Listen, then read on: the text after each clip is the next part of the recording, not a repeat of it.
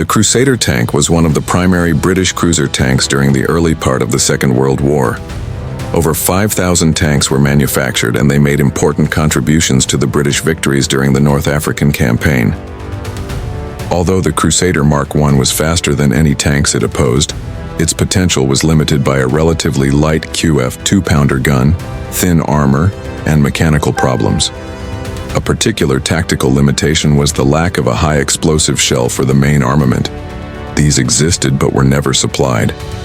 Axis tank forces developed an extremely effective method of dealing with attacking tank forces by retiring behind a screen of concealed anti-tank guns. The pursuing tanks could then be engaged by the artillery. With the German anti-tank guns out of range of the tank's machine guns, and without a high explosive shell to return fire, the tanks were left with the equally unpalatable options of withdrawing under fire or trying to overrun the gun screen.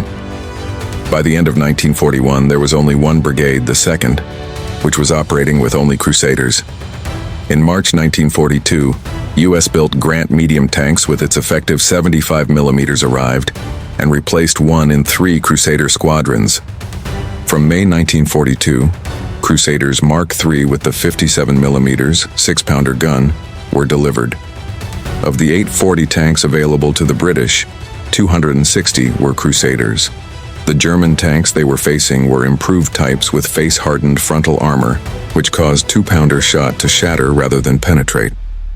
The Crusader only saw active service in Africa, but the chassis of the tank was modified to create anti-aircraft, fire support, observation, communication, bulldozer, and recovery vehicle variants. Thank you for watching.